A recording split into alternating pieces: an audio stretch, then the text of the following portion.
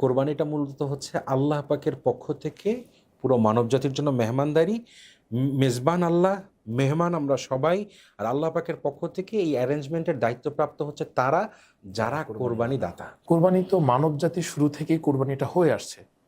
তো ওইটা ছিল অন্য যুগ, ওই সময় আধুনিকতা ছিল না পৃথিবীতে।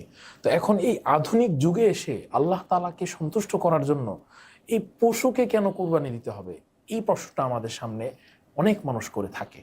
এর যথার্থ একটা উত্তর আমি আপনার কাছে চাই। আচ্ছা, এটা খুব চমৎকার একটা দিক হচ্ছে যে দেখেন, এটা যত আল্লাহ একদিকে বলেছে যে তোমার মাংস আমি খাচ্ছি না, তোমার মাংস কে খাচ্ছে?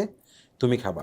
এবং এর আগে আমি আরেকটা কথা বলেছিলাম যে কোরবানিটা মূলত হচ্ছে আল্লাহ পাকের পক্ষ থেকে পুরো মানবজাতির জন্য মেহমানদারি।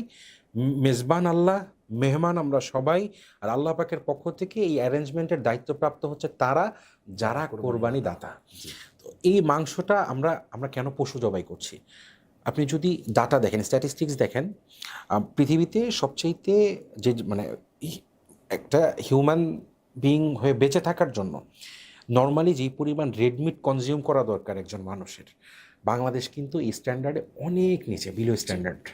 একটা আপনার ব্রাজিলে বা ওয়েস্টের অন্যান্য কান্ট্রিতে যারা মানবতার সবচেয়ে পৃথিবীতে বর্তমানে কী বলবো, হিউম্যানিজমের সবচেয়ে উচ্চ স্তরে যারা অনুসরণ আছে বলে আমরা মনে করি বা সবাই মনে করে, তো তারা যেই পরিমাণ রেডমিট কনজিউম করে প্রতি বছর স্ট্যাটিস্টিক্স অনুসারে, আমরা বাঙালিরা ভাই তার 1/5 করি না। বাংলাদেশে অসংখ্য ফ্যামিলি আছে কোরবানির সময় ছাড়া তাদের সারা বছরে গরুর মাংস খাওয়ার নসিব জোটে না। অনেক ফ্যামিলি, যেমন ইলিশ মাছ 2, 4, 5, 10 বছরে খায় নাই এমন অনেক ফ্যামিলি বাংলাদেশে ভুরি ভুরি আছে। কোরবানি ছাড়া 2, 4, 5 বছরে কখনো গরুর মাংস কিনে আনে নাই, আনতে পারে নাই এমন ফ্যামিলি ভুরি ভুরি আছে। একটা মজার খাবার। এবং রেডমিট অবশ্যই আমাদের শরীরের জন্য ইম্পর্ট্যান্ট একটা জিনিস। তো এটা একটা ভোজ, এটা আল্লাহর জন্য না, মানে আল্লাহ পাকে সন্তুষ্টির জন্য আমি সেবা করছি মানুষের, আমি আল্লাহর সেবা করছি না।